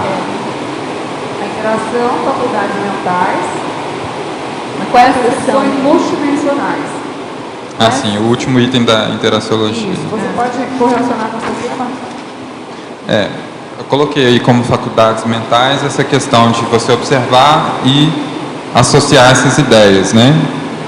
Com isso, contribui para você se identificar multidimensionalmente. Você começa a fazer essas associações, trabalhar essa questão do mental soma com o registro, que isso significa a parte mnemônica, e com isso você ganha bastante com as suas parapercepções, enriquece bastante suas vivências multidimensionais. É mais nesse sentido. Obrigada. Voltando à questão do laboratoriologia, até a questão que eu tenho é para o pessoal dos verbetes aí, para eu entender um pouco melhor. Caberia você elencar aqui vários laboratórios, né? E como é que funciona essa escolha? Por que ele só botou um? Vamos ouvir primeiro por que ele selecionou só o mental soma, ele pode ter tido uma razão. Depois a gente fala. Assim como no colegiologia, tem muitos colégios que a gente poderia estar citando aí também. Vou responder de acordo com a minha experiência. Primeiro que eu pesquisei a lista de laboratórios da Conscienciologia e devido à não experiência com a maioria deles, eu resolvi colocar aquele que mais sintetiza a ideia de acordo com a especialidade da mental somatologia. Então, assim, provavelmente cabem vários aqui, tanto no colégio como no laboratório, mas eu quis sintetizar, porque vários verbetes já abordam isso, já tem esses laboratórios, já tem esses colégios, então a síntese aí é uma boa opção. A resposta dele, eu acho que é essa mesmo, tá? Agora, a gente tem mais um cuidado na revisão, é para não fazer o espelhamento entre a seção laboratoriologia e a colegiologia. Tipo, laboratório conscienciológico da cosmoética. Aí vem colégio visível da cosmoeticologia. A gente não faz esse espelhamento, a gente procura fazer uma divergência. Mas essa opção que ele fez é uma opção válida também. Você pega a essência e coloca um ou dois. Eu até já brinquei uma vez com o professor Valdo que meu sonho de consumo é fazer um verbete onde eu consiga pegar a essência de cada uma dessas sessões e colocar aquele item. Então, quando a gente coloca muitos, é porque às vezes a gente não tem a capacidade de sintetizar, entendeu? Porque se você for parar para ver, todos os laboratórios, né, da sinalética energética, sim, do EV, todas elas estão relacionadas. Tá certo? Então, agora, tem a questão aí também dos máximos, né, que a gente conta, e que essas sessões são mais tranquilas de você fazer o máximo também. Máximo, você sabe o que é? Uma quantidade mínima de itens que você coloca naquele item para formar uma condição de qualidade da sessão. Então, por exemplo, por outro lado, o professor Valdo também valoriza muito quando no detalhismo tem pelo menos 11 máximos. E às vezes essas sessões elas contribuem para você formar esses 11 máximos, tá certo? Mas isso não quer dizer que tenha que ser assim. Você pode fazer pela síntese também. Rosa, certo? Às vezes quando está muito sintético, para quem não tem a experiência naquele tema, não fica difícil de conseguir compreender? Depende. Né? Eu também acho que pode ficar, mas se você, por isso que eu estou te falando, que o sonho de consumo é você saber colocar a síntese. São 28 sessões. Se você consegue colocar a síntese de cada uma das sessões e consegue dar essa visão de conjunto, olha, é a síntese e a análise, porque o verbete é síntese e análise, né? Então, mas assim, eu não estou dizendo que é para fazer isso não, tá, gente? Porque, por outro lado, tem essa valorização aí, e a gente sempre ressalta quando vai ler os 11, quando o detalhismo tem 11 máximos, a gente ressalta isso, né? A gente ressalta que tem 11 máximos no detalhismo e tal. Então, fica realmente de acordo com a intenção do autor de escrever, né, o verbete ou o texto que queira fazer. É isso aí. Mateus, sim? Considerando a exemplologia, eu entendo que depois, então, que você conheceu a Conscienciologia, o seu senso de observação deve ter sido bastante ampliado. Sim. Eu te pergunto, você registra como você se tornou mais assistencial a partir disso? A partir do primeiro curso, 40 manobras, uma propaganda aí, né? Acabei de conhecer em novembro de 2011, em fevereiro de 2012 eu fiz meu primeiro curso, que foi 40 manobras. E lá você tem que fazer assistência, eu me senti muito bem fazendo assistência através das energias e acho que esse registro está aí, público. No dia a dia e na sua vida profissional, você conseguiu aplicar mais essa assistência a partir do aumento do... Sim. Eu acho que pela avalanche de informações e as recuperações de cons, vem a responsabilidade e você tem que ficar mais atento à questão da assistência.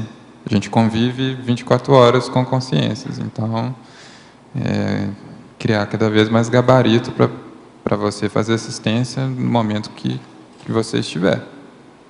É mais a minha experiência está sendo nesse sentido. Onde eu estou, observo o que eu posso fazer para melhorar, quem que eu posso ajudar e essas coisas. Minha pergunta, não repare a minha ignorância, porque querendo ser verbetógrafo, como é que é essa questão da máxima, das máximas? O que é isso? Olha, aí você tem que... Você tem o manual de verbetografia? Tem. Se você não tem, você pode baixar gratuitamente da Editares. Lá tem uma página, porque assim, cada sessão tem uma condição para você saber se aquela sessão constitui o máximo ou não para o verbete. É que o professor Valdo, em todo o trabalho dele, ele cria critérios de avaliação de qualificação do texto que ele faz. Então, antes tinha um enumerograma que aplicava-se a qualquer texto que ele fazia, tipo Homo sapiens pacíficos, Homo sapiens urbanizados. Assim.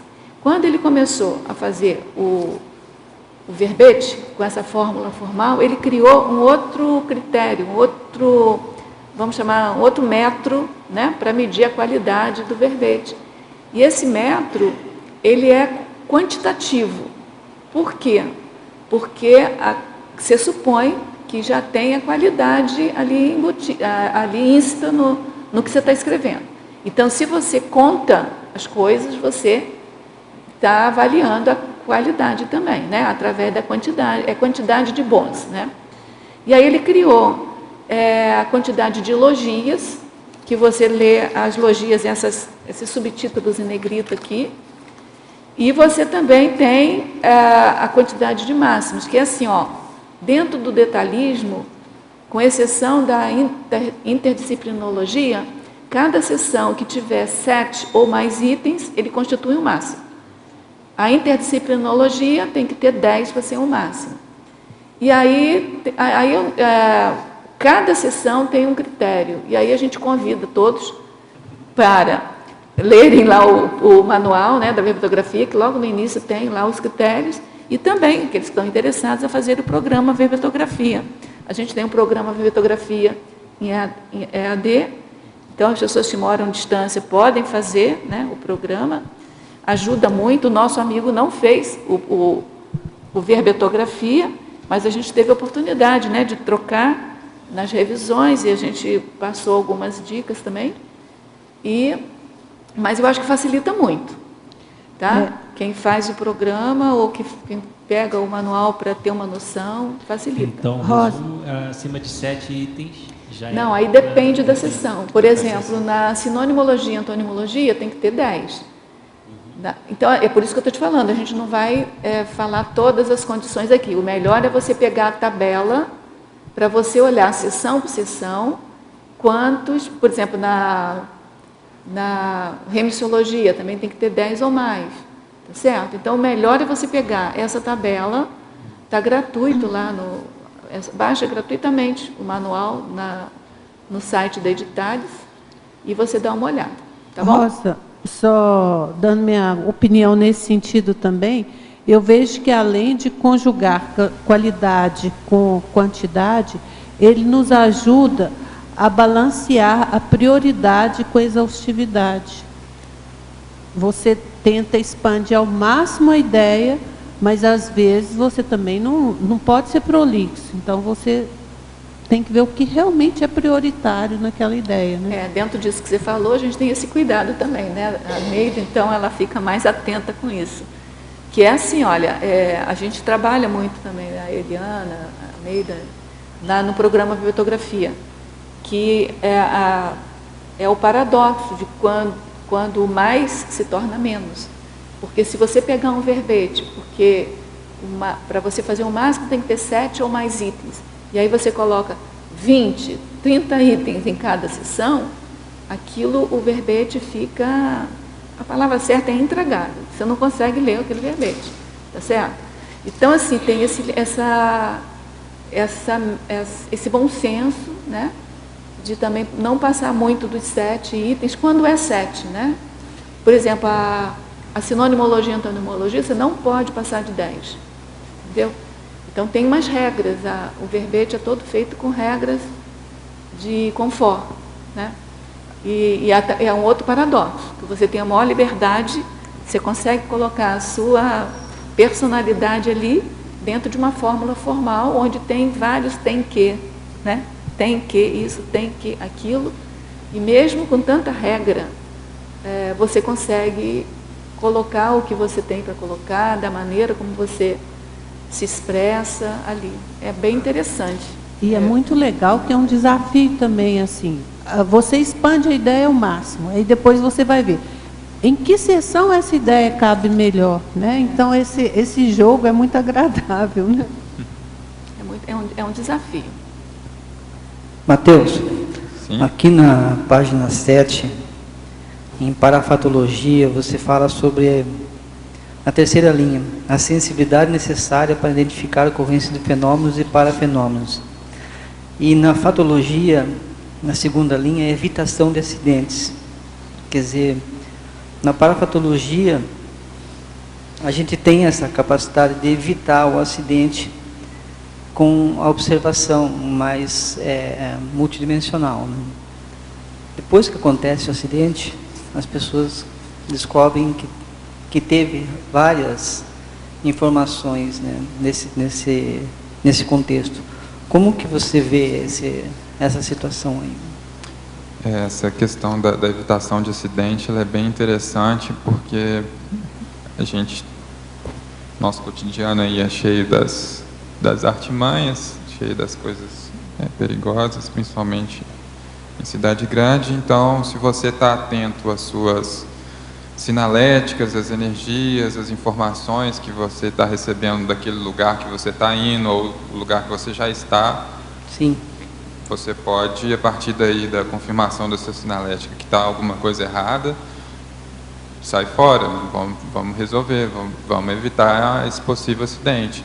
O mais comum é a questão de trânsito, que recentemente teve até a direção defensiva, porque você tem que usar seu senso de observação fisicamente mesmo, observando tudo, e se você ainda tem essa questão da sua sensibilidade quanto às energias, pode ser que você desenvolva uma sinalética para evitar esses acidentes, específica para evitação de acidentes. Uhum. É uma coisa importante. Só dá para evitar se você percebeu antes que poderia acontecer.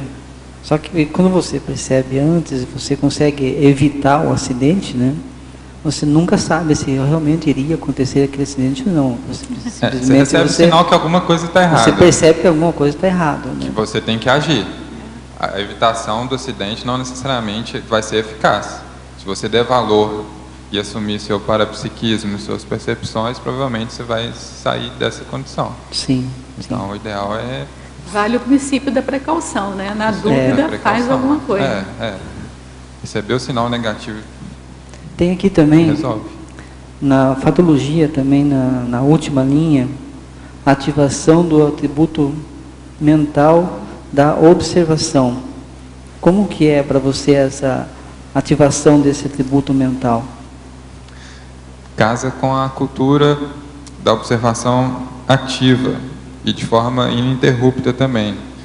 Então, assim, você pode, a partir do momento que você se pega distraído, dispersivo, o fato de você se pegar nessa situação é que você ativou, você fez a ativação da observação. Sim. Enquanto você está lá, envolvido em várias coisas, está robotizado, sendo levado pelo fluxo, você até então você não observou. O fato de você, de repente, por algum motivo, você ativar esse atributo mental de observar, você já sai dessa condição e começa a prestar atenção onde você está.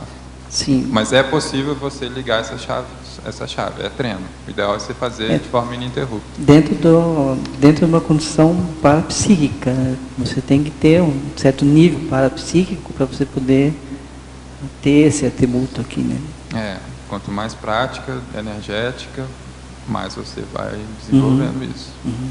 Ok. Essa é a minha pergunta. Se a pessoa ela não tem essa percepção do que está acontecendo à volta dela, isso indicaria que ela está meio que encapsulada energeticamente? Talvez. Às vezes a pessoa pode ser simplesmente casca grossa e não está prestando atenção e não está encapsulada. Pode ser que você esteja encapsulado para não conseguir perceber nada. Depende. Mas uma coisa eu acho que não necessariamente quer dizer que a pessoa não esteja observando. Você pode observar que você está encapsulado. Entretanto, se você desenvolve, quanto mais você desenvolve para o psiquismo, mais atento você fica aos detalhes do que acontece à sua volta. Por exemplo, você botou aqui a autovivência do estado vibracional. Praticar o EV torna você mais atento no dia a dia? Bastante. O fato de você saber que você tem que estar fazendo o EV sempre, mobilizando energia, já quer dizer que você está atento ao seu energossoma e às condições energéticas ao redor. Então, assim, eu acho que todo verbete da enciclopédia tem essa questão do EV justamente para ampliar sempre o tema que sempre está envolvido. O EV é básico. O senso de observação tem tudo a ver com a atenção, né? Que você tá tem falando. tudo a ver.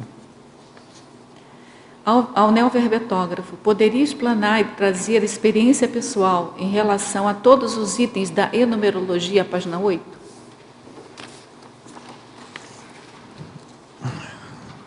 Enumerologia. Metade da folha. Atenção Tá. mental, registro Eu vou mental. falar todos aqui e Você vai falar... vou dar um geral. Tá. Assim. A atenção mental, o registro mental, o alerta mental, a acalmia mental, a dedução mental, a organização mental, a investigação mental. Do que já foi discutido aí, eu vou destacar alguns aí que não foram falados assim ou perguntados. A questão da investigação mental, da organização mental. Acho que são duas coisas assim importantíssimas. Então, se você não tem uma organização mental, você provavelmente vai ficar disperso. Então, é importante você organizar a sua forma de pensenizar, quanto mais retilíneo melhor, e de preferência de forma ortopensênica também. Então, a organização é muito importante para você fazer a observação e, principalmente, se você começar a criar o hábito de observar, você vai ser obrigado a ter a atenção dividida para vivenciar vários fenômenos. Então, se você não tem uma organização mental, fica um pouco mais complicado. A investigação mental é você realmente vasculhar como que você funciona, como que é o seu processo mental. Você investigar o que você tem de melhor ali de atributo mental e observar como que funciona esse seu paracérebro e esses atributos. É fazer essa investigação, o que você é bom, o que você não é. Na quarta linha da tecnologia, página 8, poderia falar sobre a técnica da atenção prospectiva? Ela está relacionada com a evitação de acidentes e outras coisas mais. É você observar tecnicamente, de forma atenta, o que está para acontecer. É fazer essa prospecção a partir da observação. Você começa a observar o que está por vir. Você prospecta aquilo que você está observando, no fato. É mais nesse sentido. Ao verbetógrafo, fatologia, página 7, penúltima linha. Por favor, aprofundar de que modo vem desenvolvendo o percepciograma. Já foi perguntado sobre o parapercepciograma. Ela está perguntando percepciograma. O percepciograma, a minha experiência pessoal ainda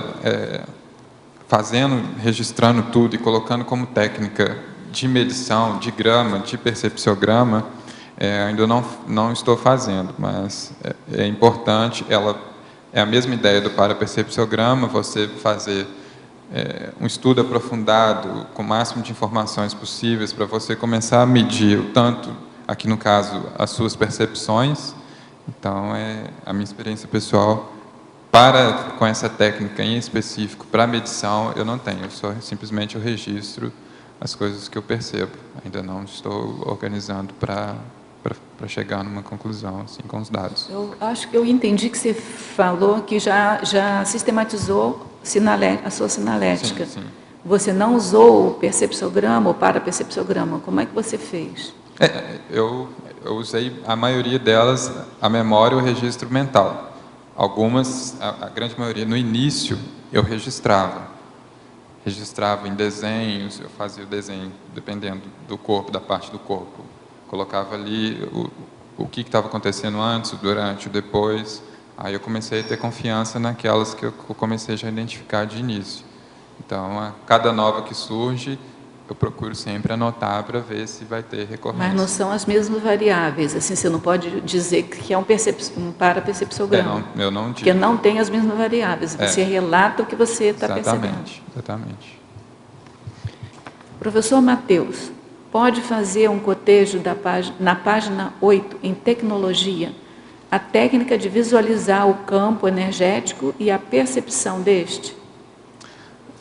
O campo energético tem N variáveis e complexidades, assim, né? Então, o ideal é você se predispor a observar o campo com as suas energias. Então, é mais nesse sentido de ficar atento. Estou participando de um campo energético, então vou ficar atento a tudo que ocorre em relação a esse campo. É sempre estar atento aos campos que você está envolvido. É mais nesse sentido. Porque ela fala na visualização, ela quer o cotejo entre a visualização e a percepção.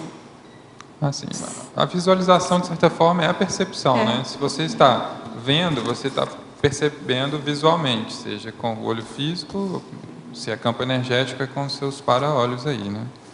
Acho que é a mesma coisa. Perceber e ver, visualizar. Voltando lá na numerologia, a atenção mental, ela é muito próxima do alerta mental, né?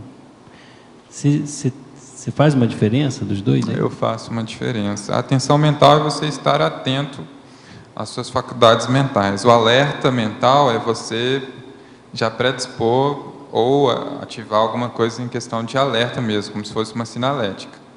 Você estar atento ao que você está pensionizando é uma coisa. Você ter essa alerta mental, acho que é um pouco diferente. Mas elas são bem parecidas, assim. Mas um alerta é uma coisa diferente. É uma predisposição. É uma predisposição. O alerta é uma predisposição. A atenção é mais uma condição... você pode estar sempre alerta e depois voltar a atenção, dependendo do... agora eu já acho que o alerta... é mais o foco, é isso, né? A atenção é mais o foco e o alerta é uma predisposição a você manter o foco. O alerta é estar com a antena ligada o tempo todo. Né? Exatamente. Depois você virar a antena para aquela determinada coisa. Né? Okay. Para você talvez priorizar, você ir com a tua atenção para onde for importante ir. Né? Matheus, a sua frase enfática, você pode expandir para a gente? Posso, vamos lá.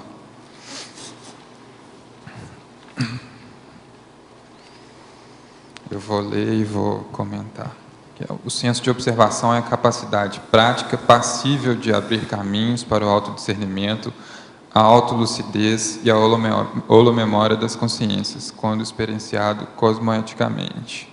Eu acho que se fala de evolução, abrir caminhos para discernimento, autolucidez, é sempre importante você ter a questão da cosmoética.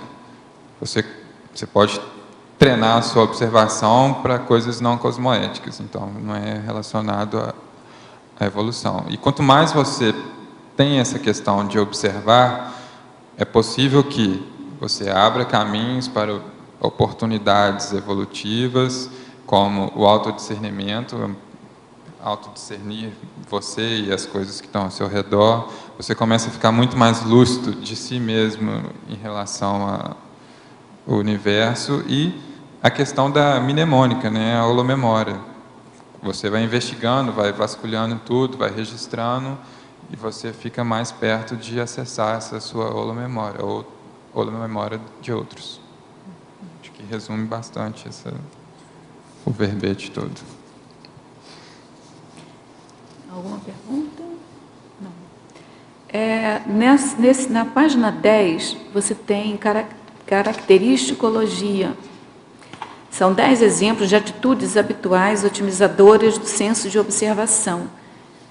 Você tem alguma, assim, de eleição prioritária, algum item, ou todos eles são importantes?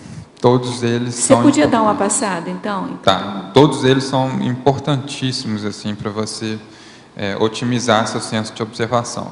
O primeiro aí é indispensável. Você tem que associar sempre ideias. Não dá para ficar raso numa coisa só. Você tem que linkar aquilo com outras ideias e vai elaborando. Auscultar, acho que tem o verbete da ausculta, pensênica, ausculta pensênica, é você ouvir muito além daquilo que está sendo colocado. Então, é você fazer uma ausculta, uma coisa mais avançada, mais aguda. É importante também ser bom ouvinte e ir além do que está sendo ouvido. É mais por aí. Comunicar é importante também, porque o registro escrito também é uma forma de comunicar essa questão da observação. Discernir, pode ser discernir coisas a respeito de você, como pode ser discernir o que você observou fora de você. Então, também é uma coisa importante, que vai com o link das deduções e as possíveis conclusões. Experimentar, acho que é uma das coisas mais importantes, assim, porque você tem que ter experiência, tem que praticar, tem que fazer a experiência mesmo, sempre. E com mais frequência, para você começar a ganhar gabarito e otimizar esse senso de observação. Investigar, questionar também são duas coisas parecidas. Então, quanto mais você investiga, mais questiona, observando, são fatores que otimizam. Você começa a perguntar alguma coisa, se você perguntar de novo, você vai ter outra informação. Se perguntar a mesma coisa de novo, você vai ter outra informação. E assim vai. Reavaliar é sempre importante, porque não dá para concluir uma coisa de imediato. Então, você anotou alguma coisa, você reavalia aquela análise que você fez e vai fazendo esses registros e vai reavaliando. Aí embaixo está registrar. É a condição ideal, diariamente, a todo momento, você poder registrar. E revisar bate muito com essa questão da reavaliar. Você revisar aquilo que você escreveu, o que você registrou, revisar até a nota mental que você fez. Dá para trabalhar com o seu intelecto aí. É hora de revisar alguma coisa ali, você vai e revisa. Mateus, aqui na Principiologia, na página 8, o segundo princípio é o princípio da descrença. Eu quero que você faça um cotejo desse princípio com o senso de observação. Como é que você faz a conexão dessas duas ideias? É importante, às vezes você pode se confundir num fenômeno. Você pode observar aquilo ali, às vezes você pode achar que é uma ilusão, você pode achar que é imaginação. Você está visualizando alguma coisa, e o ideal é você aplicar esse princípio da descrença. Vamos experimentar de novo. Será que vai acontecer de novo? Aquilo ali é frequente? Depende bastante, assim. O ideal é você sair dessa questão então eu vi aquilo, eu observei aquilo, então é aquilo. Então, tem a ver com aquela pergunta que ele fez das várias hipóteses, né? Das várias hipóteses. Então, assim, o ideal é você partir para a experiência e observar de novo. Não ficar contando com uma coisa só. Aquilo pode ser alguma imaginação, pode ser uma ilusão, você pode estar cansado e sua observação ficou falha. Então, o ideal é você sempre aplicar esse princípio da descrença, experimentar, e de novo. Agora, eu queria chamar a atenção na sua definição, porque você, além de falar da obtenção de captações visuais, auditivas, olfativas, palatáveis, táteis, você coloca as pensênicas. E aí eu queria saber se é isso mesmo. Me lembrou, ou me levou à ideia de que é o senso de observação diante dos conceitos, das ideias. É isso mesmo que você quis dizer aqui? Você pode ampliar mais isso? Eu quis dizer mais nessa questão da pensênica, objetivando a autoobservação pensênica. É você observar aquilo que você está pensenizando. É uma coisa estranha você tentar sobreparar aquilo que você está sendo pensado ali. Pode ser que você esteja sendo pensado. Uma meta-pensenidade, né? Então, o ideal é você observar aquilo que você está pensando naquele exato momento, saber o que você está pensando, identificar esse processo. Eu estou pensando isso, você está observando, está atento àquilo que você está pensando. Dá para fazer também, como se fosse uns setores que funcionam nas suas faculdades mentais. Agora eu vou observar aquilo que eu estou pensando. Aí você começa a analisar, é mais nesse sentido. Observar seus eu pensei mais no sentido de perceber semelhanças, diferenças, de observar conceitos, proposições, também tudo a partir do pensene, né? Que é a primeira manifestação da consciência, né? E a partir disso. Mateus, parabéns pelo verbete. A gente espera muitos outros verbetes da sua parte, né? Muito obrigado. Nós agradecemos a participação sua, agradecemos a participação de todos vocês presentes aqui, contamos com vocês nas próximas tertúlias para movimentar e fomentar aí o nosso debate. Nós agradecemos a participação de todos os tertulianos também, nós tivemos bastante perguntas, né? E passamos então para os nossos comerciais. Obrigado. Os pontos da tertúlia de hoje foram 35 assinaturas no livro de presença, 25 perguntas presenciais e 26 perguntas respondidas online. Hoje temos 3 recados. Vivian e Sandra, sorteio campanha Editares, Cajixa, imersão em ectoplasmia, Nilma, acoplamentário. Boa tarde a todos. Nós vamos fazer, então, o primeiro sorteio da campanha Complete Sua Biblioteca Conscienciológica. Então, aqueles que compraram e participaram da campanha, né, compraram o seu livro para completar a sua biblioteca conscienciológica e colocaram o seu cupom, né, e se inscreveram através do cupom, vão estar aqui participando, então, do kit do pesquisador. Então, nós vamos fazer 2 sorteios. Até o final do ano, vão ter mais 3 sorteios, e cada sorteio para 2 kits. E ainda no final do ano, no congressamento, nós vamos ter o prêmio principal, que é uma semana mental somática numa das Cognópolis. Então, vamos ao sorteio.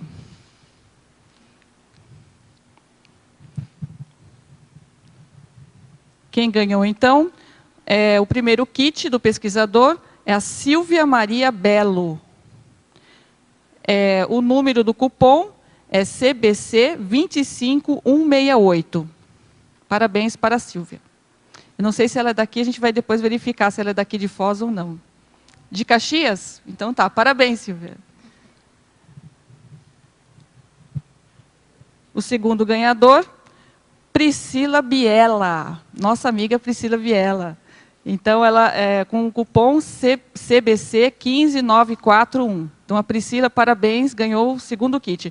E esses ganhadores do segundo prêmio continuam a concorrer para o primeiro prêmio final. Então, oi? O que tem no kit, né? Então, lá, são 2 bibliocantos, uma caixa... Pega o kit para mostrar ali, ó. Uma caixa de canetas pretas, uma caixa de canetas marca-texto, uma caixa porta-objetos do pesquisador, essa igual do professor Valdo aí de madeira, uma lupa, 10 pastas L, um relógio com temperatura, um suporte de livro e uma revista Holotecnologia. Então, parabéns aos ganhadores. Boa tarde a todos. Em nome da Ectolab, eu gostaria de convidá-los para participar do curso Imersão em Ectoplasmia, que vai ocorrer no período de 25 a 27 de outubro, aqui no CAEC. Esse curso é um curso de campo que ele objetiva a pesquisa laboratorial e através dessa pesquisa, a fim de desenvolver a ectoplasmia interassistencial e qualificar o acoplamento assistencial paracirúrgico. O campo, esse curso vai envolver uma série de laboratórios. Nós vamos estar realizando experimentos no laboratório de ectoplasmia, estimulação mental somática, estimulação parapsíquica através da acupuntura e uma dinâmica parapsíquica paracirúrgica. Então, ficam todos convidados para participar do curso e as inscrições, elas podem estar sendo efetivadas aqui no CAEC. Muito obrigada. Boa tarde. Você tem lembranças do seu curso intermissivo? Entre no Holopensene do curso intermissivo, participando do acoplamentário de 4 a 6 de outubro. São epicons do evento Leonardo Firmato, Adriana Lopes e Ítalo Martins. É momento propício para acessar ideias inatas e informações sobre a PROEX. E ainda, dar continuidade ao desenvolvimento do parapsiquismo e à alavancagem do grupo evolutivo. As inscrições são feitas na recepção do CAEC. Nós agradecemos a sua participação. Esperamos por você. Obrigada. O verbete da manhã é Reeducação Postural Global, especialidade Holossomatologia. A autora, a professora Alcira Chessin. Obrigada e boa tarde a todos.